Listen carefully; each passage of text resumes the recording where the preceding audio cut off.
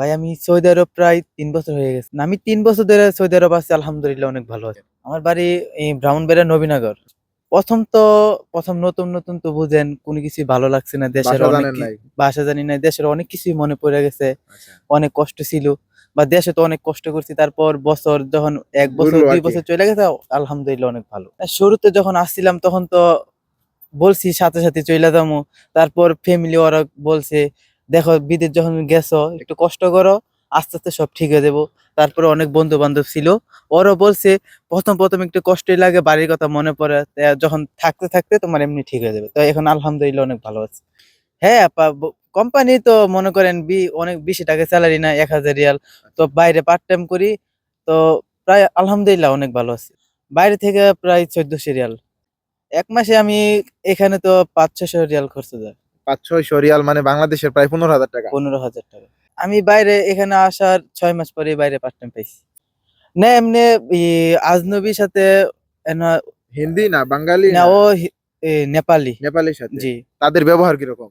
অনেক ভালো। অনেক ভালো। জি। আপনি হিন্দি পারেন? হিন্দি পারি মোটামুটি। মোটামুটি। আরবি?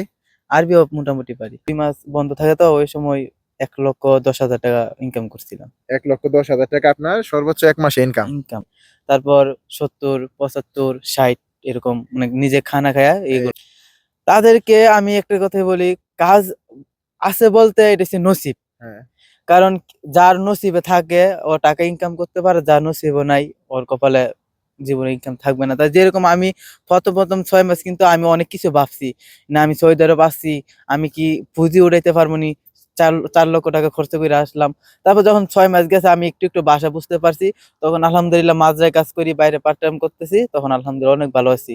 আপনি সৌদি আরব কত লাখ টাকা খরচ করে আসছেন? আমি প্রায় ৳৪,০০,০০০ খরচ। এই ৪,০০,০০০ আপনি কত দিনের মধ্যে তুলছেন? মানে কত বছর? ১ বছর, ২ বছর? না আমার ৳৪,০০,০০০ উঠাইতে প্রায় ১ বছর লাগছে। ১ বছরে ৪,০০,০০০ তুলছেন? জি।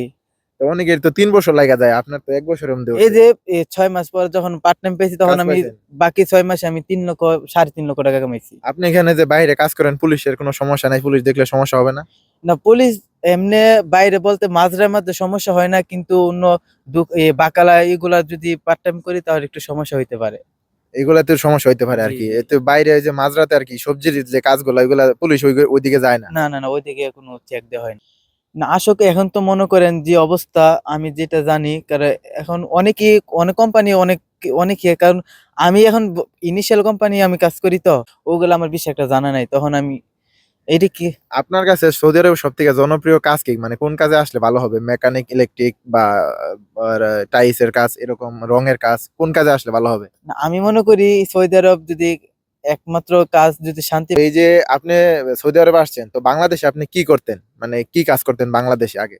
বাংলাদেশে আমার একটা অটো ছিল, হ্যাঁ, তারপর একটা সিএনজি ছিল। হ্যাঁ। ১ম অটো অনেক কষ্ট করে একটা অটো করছিলাম। তারপর সিএনজি করছিলাম। তো এইগুলা করে আমি সংসার চালাইতাম। আপনি বাংলাদেশে কত হাজার টাকা ইনকাম করতেন বাংলাদেশে থাকতে সৌদি আরব আসার আগে? বাংলাদেশে ২০,০০০, ১৫,০০০ এরকম। এরকম। জি। এখন অনেক ভালো আছেন। এখনো আলহামদুলিল্লাহ অনেক ভালো। যাই হোক, আপনার বাড়িটা কোন জেলা বাংলাদেশের? আমার বাড়ি এই ব্রাহ্মণবাড়িয়া নবীনগর। নবীনগর। জি। যাই হোক, ব্রাহ্মণবাড়িয়া নবীনগর ভাইয়ের সাথে কথা বলে অনেক ভালো লাগলো। আর ইনি একজন সফল প্রবাসী আরকি ধরতে গেলে। সৌদি আরবে অনেক ভালো আছে। অনেকেই বলে যে খারাপ আছে। তার মধ্যে ইনি একজন। তো অনেক কথাই আপনাদেরকে শোনাইলাম। আমি আর কিছু বলতে চাই না। যদি ভিডিওটা ভালো লেগে থাকে তাহলে অবশ্যই শেয়ার করে দিয়ে আরেকজনকে দেখার সুযোগ করে দিবেন। আসসালামু আলাইকুম ওয়া রাহমাতুল্লাহ।